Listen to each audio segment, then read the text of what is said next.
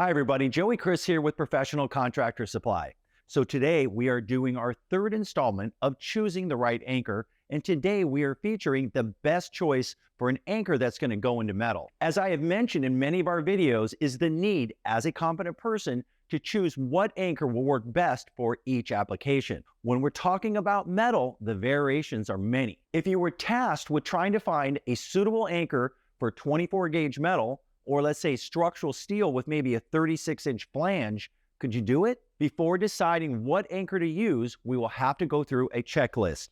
So let's take some time and dive into that. First, we need to decide what's the gauge of the metal you plan on anchoring to. If it's a structural I-beam, then we're going to have to know what the width of the flange is. And while we're at it, we will need to know what the flange thickness is. When we're working with structural steel, we will need to determine if there's any existing holes, and if so, what size. Next, we'll need to determine if the anchor is going to be stationary or will it need to trail or traverse. One option may be a weld-on anchor. If this is the solution, we will need to know what the base metal is and the finish on that metal. This is important to assure that the anchor is compatible with the anchor location. Like with many anchors, you will also need to determine if the placement is for a permanent or a temporary application. In some instances, depending on the anchor you choose, engineering will be required. Not all anchors are approved to be used in a horizontal lifeline system, so if that is part of your need, you will need to review the owner's manual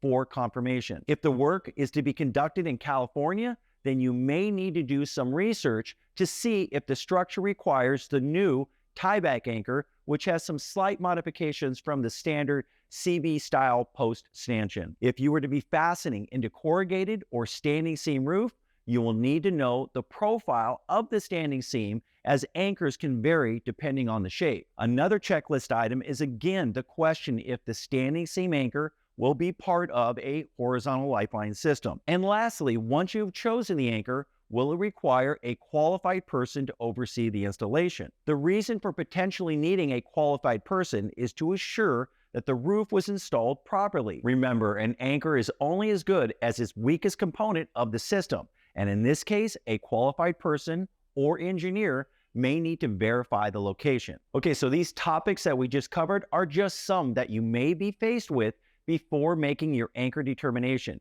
So please be cognizant that you cover all bases before making your final choice. Okay, let's dive into it. Some of the hardest anchors to select are those that are going into metal, especially thin gauge metal, which can be as little as 24 gauge. Another factor that could make this challenging is if the metal is on corrugated or on a ridge. With little surface area to fasten to, specialty anchors will be required. Don't look any farther than the anchors here, which we will identify one at a time. This unique anchor is sold by Safeways and is known as the frog anchor. It's considered a deformative anchor, which means once loaded, the anchor will slowly lose shape, all the while absorbing energy.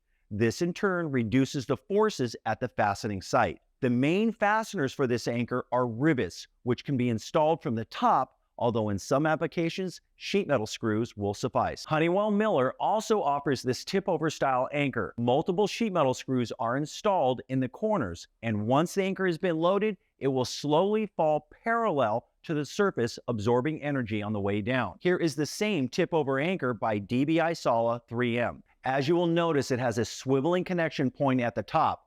This anchor is ideal for light gauge metal in both corrugated and flat steel. On a side note, this anchor also works in both wood and for standing seam, which I'll show you later in this video. Probably one of the most common anchors used on flat sheet metal would be this anchor known as the hinge anchor. Most manufacturers make a variety of this anchor, although I would caution to read the owner's manual, as although all the anchors may look the same, many require different fastening methods, and some are not even suitable for metal. Now, this anchor also requires multiple fasteners, which could present a problem once removed, as they are always considered a temporary anchor.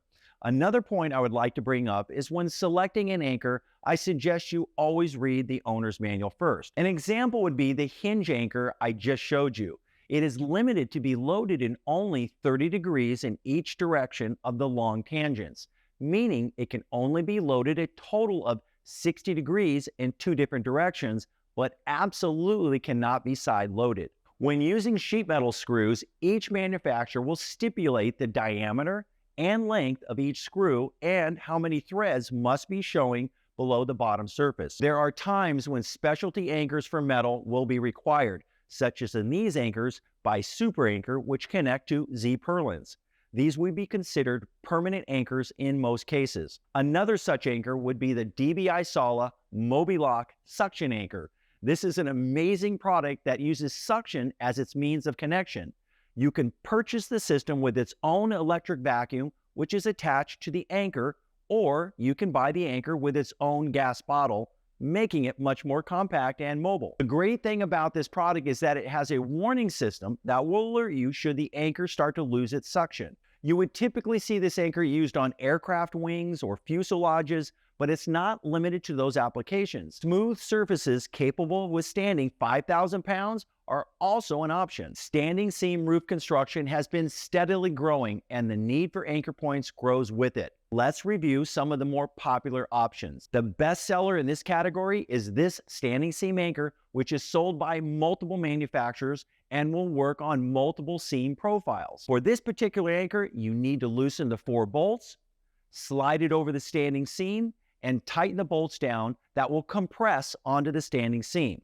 If installed properly, no damage or penetrations will be present. Another version of this anchor is made by Seam Safe and also by K-Strong. Both of these anchors utilize Allen screws to fasten to the standing seam. The K-Strong version is particularly popular due to the fact it has a 360-degree swivel on the top. Like I mention often, you must check with the manufacturers to see what seam profiles this anchor can affix to. Some users would like to use a self-retracting lifeline or SRL in conjunction with the standing seam anchor, and here are your solutions. As you can see, almost every major fall protection manufacturer gives you an option here. The anchor simply spans the connectors to 2 standing seams. You then mount your retractable on edge. This allows you to pull the anchor in 360 degrees. Please note, these anchors are heavy to use, so affixing them to the location can sometimes present a problem. Both DBI Sala and Honeywell Miller both offer these anchors, which elevate the SRL above the walking surface and can be used in 360-degree range. Standing seam clamps can be affixed to the bottom of each leg and attached, or they can be used with their standard flat metal pads that can be affixed to wood. These anchors, which were known as spider anchors, were very popular about 20 years ago due to the fact that both DBI Sala and Miller mandated that their SRLs be used on edge, meaning they could not be used laying flat on the deck. The concern was the cable would not track back and forth in the housing properly. The mandate was lifted with the ANSI change requiring for leading edge SRLs, and now that standard has been absorbed by the new ANSI Class 1 and Class 2 standards. So for a little clarity here, let's talk about Class 1 and Class 2. Class 1 will be for the SRLs that are anchored above the user's back D-ring. And then Class 2, they will be for the SRLs that are anchored below the back D-ring or on the deck. Class 2 would be the equal to the old leading edge or LE ANSI standard. Earlier in the video, we were discussing the checklist, and one of the questions was, does the metal have any existing holes? The reason for this question was this anchor is known as the toggle lock anchor.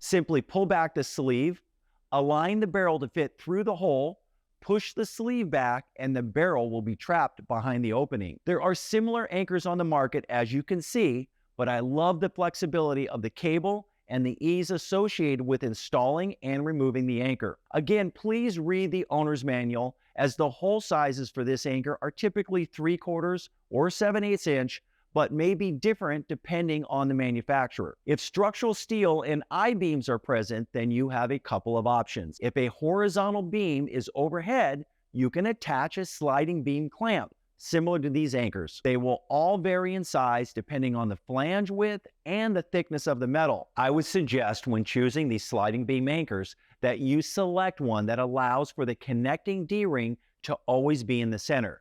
To achieve this, both ends of the beam clamp will need to adjust to fit the flange. The reason that this is so important, that as you move, the anchor will trail behind you. If the D-ring is off-center, it will chatter and not move properly. This could potentially be disastrous. Imagine an iron worker walking on structural steel and the anchor doesn't work properly or it snags. It could potentially pull that worker off of the structural steel he was connected to. I also recommend you look for beam clamps that have minimal mechanical parts such as locking pins.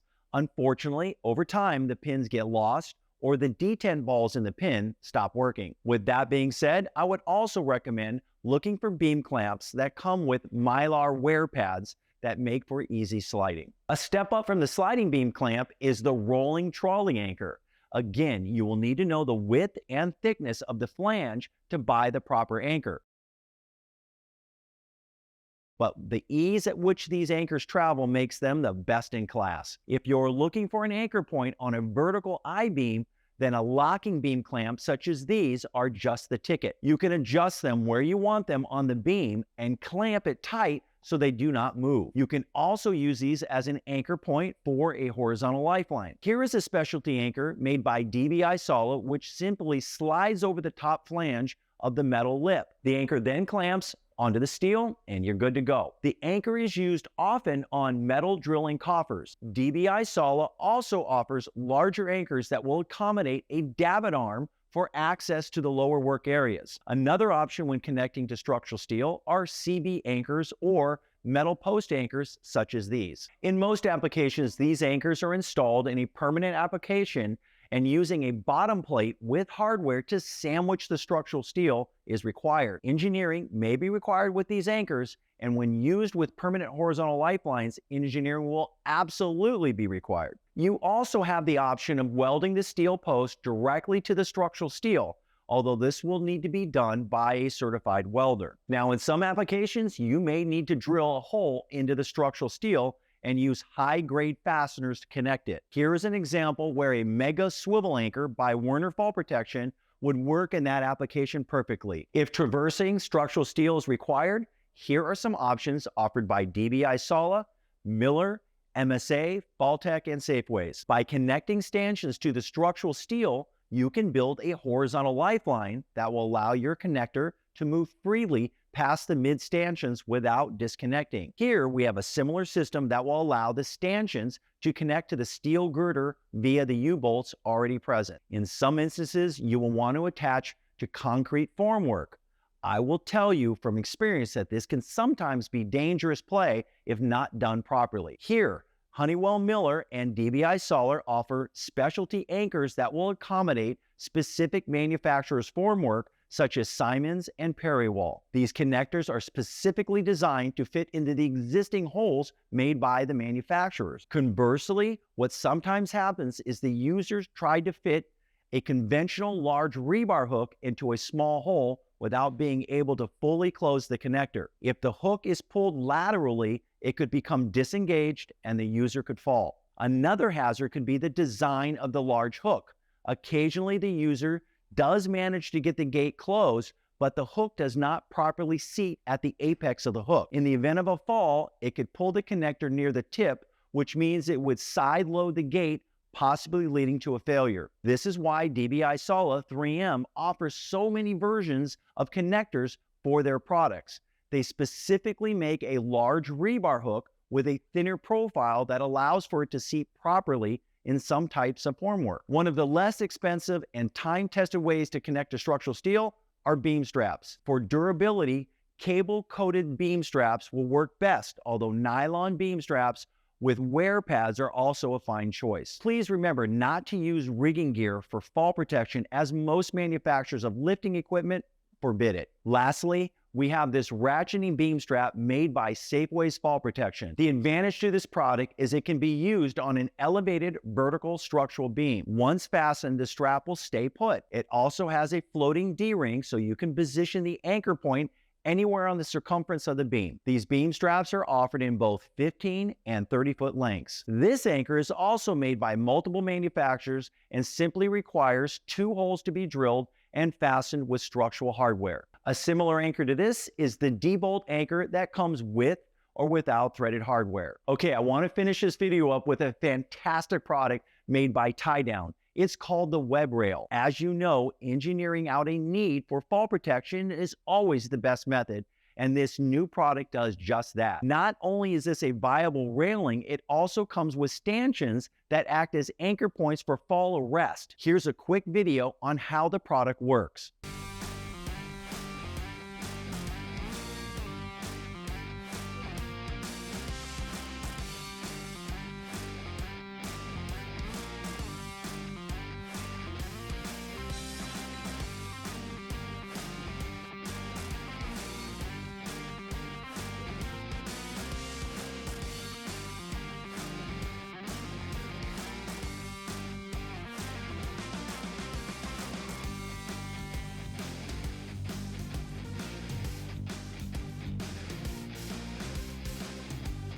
As you saw in the demonstration, the connection points were concrete columns. Anchor points for steel beams are being developed now and will be out shortly. I hope this video was helpful to you in your quest for selecting the proper anchor for steel. Feel free to reach out to us at Professional Contractor Supply.